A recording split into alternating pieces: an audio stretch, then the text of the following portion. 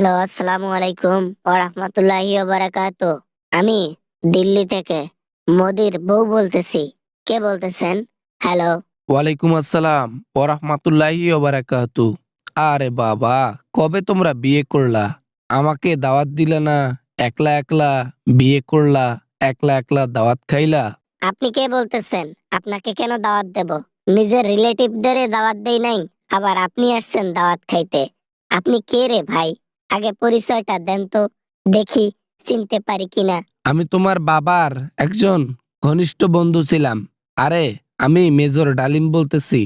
আমি আবার ফিরে এসেছি 50 বছর পর, সেই কথাগুলো বলতে, যে কথাগুলো সারাটা জীবন মিথ্যা দিয়ে চাপা ছিল। বাপরে বাপ, এতদিন গুমর ছিলেন, এতদিন আপনার কোনো খোঁজ খবর ছিল না।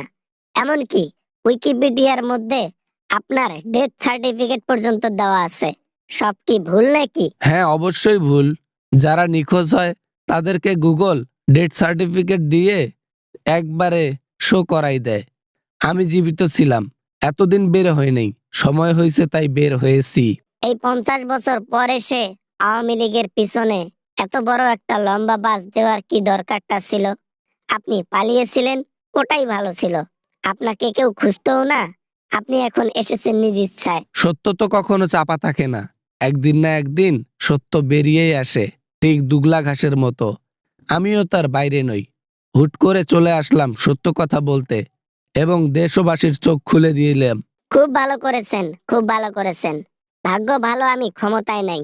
যদি ক্ষমতায় থাকতাম, তাহলে আপনি যেখানেই থাকেন আপনাকে গ্রেপ্তার করে বাংলাদেশের মাটিতে এনে আমি শাস্তি দিতাম। ক্ষমতায় যখন ছিলেন, লোকদের শুধু লোকসান করেছেন, লোকদের টাকা মেরে খেয়েছেন, নিজের টাকা বলে বিদেশে পাচার করেছেন, দেশের মধ্যে উন্নয়নের নামে চুরি করেছেন।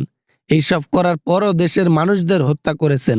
এত কিছু করার পরও, এত অন্যায় করার পরেও আপনি যে এখন পর্যন্ত জীবিত আছেন, এটা আপনার কপাল। দেখেন, আমি বেশি কথা বলতে চাই না। আমি শুধু এতটুকু বলতে চাই, আপনি প্লিজ দয়া করে নিজেকে মিথ্যা দাবি করুন। ভিডিওর মধ্যে এসে বলুন যা বলেছেন তা মিথ্যা। ইতিহাস যা আগে বলেছে ওটাই সত্য। টাকা দিয়ে আর মানুষের হুমকি দিয়ে কি সত্য ডাবায় রাখা যায়? কখনোই না। সত্য একদিন বেরিয়েই আসে। আর আজকে সে সুদিনের অপেক্ষা।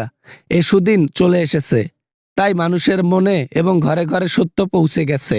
আর আপনি এই সময় বাংলাদেশে নাই। যাবেন না নাকি বাংলাদেশে কখনো? না, আর কখনো বাংলাদেশে যাব না। আর আপনি প্লিজ ফোনটা রাখেন তো, আর কথা বলতে ইচ্ছা করতেছে না। এমনিতেই বড় বড় বাঁশ খেয়ে বসে আছি, এখানে এসে ইন্ডিয়ার দিল্লিতে পালিয়ে আছি, তার উপর আবার মেজর ডালিম জিন্দা হয়েছে। একেবারে পুরো একটা প্যারার মধ্যে আছি। এমনিতেই দল তো ডুবে গেছে, মেজর ডালিম এসে একবারে আরো তলিয়ে দিয়ে গেল।